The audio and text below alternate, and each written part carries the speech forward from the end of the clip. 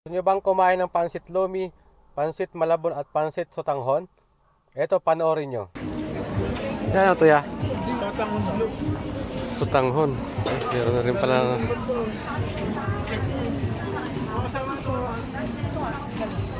Ito, ano ito? Lumi ho. Lumi at saka palabok, no?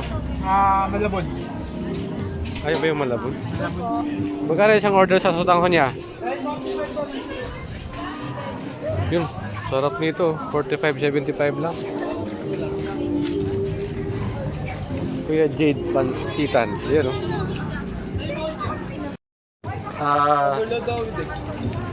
Yung with egg na lang. Baka di ko makabos yung overload. Pwede ka main dyan? Pwede po. Dyan na lang. May pesto ka ba? O, waiting muna. Sige, waiting lang ako. Oh, solido. Parang kagaya yan nung sa nag-viral sa Quiapo, ah. No? Sotanghon Zamboanga ba yan? Sarap. Tagal din ako nakapunta ng Zamboanga eh. Kaya dito lang pala sa Santiago makatitikman ulit. Yun yung lagam pa ng repolyo at saka sibuyas. Ito pala ya, ito yung sa ano? Sa overload. Sige, overload na nga lang. Takam ako. Subukan natin yung overload ni Kuya.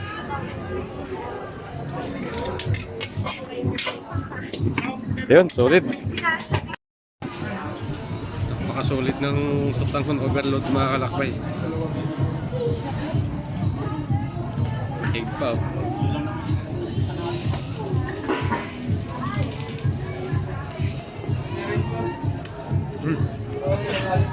Masarap.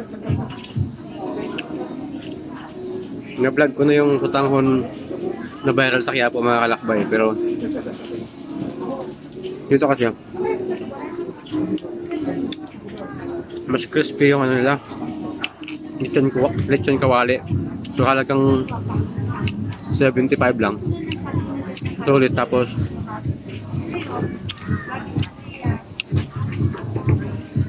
with egg na siya.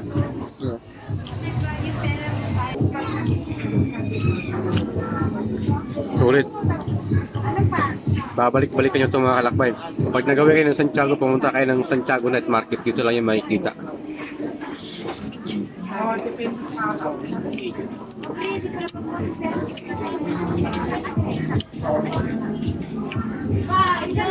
Yung with egg nila mga kalakbay, walang lechong kawali na kasama. Sotanghon with egg lang yun. So yung 45. Yung sotanghon lang na solo, 35. Pero tinorder natin, na-convert natin sa overload. Ito yun yung kasama. Yung lechong kawali na, tsaka with egg na rin siya. Kumbaga, all-in na ito yung order na ito mga kalakbay. Sulit. Ito na yung dinner ko ngayon. Hindi na ako nag-rice kasi sobrang dami ng order eh.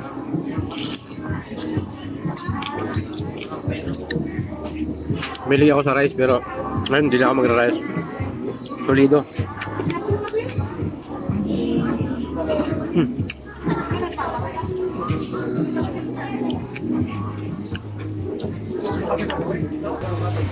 Ang sarap ng egg. Kasi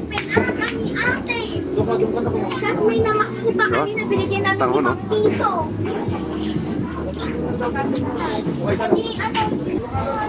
Saka ito mga kalakbay, mas masabaw yung ano nila, yung luto nila. Mas masabaw kaysa dun sa nakain natin sa Quiapo.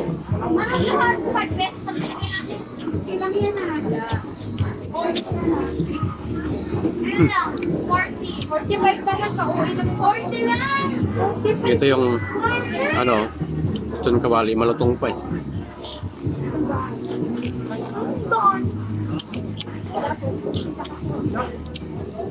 Babalikan nyo to pag natikman nyo to mga kalakbay.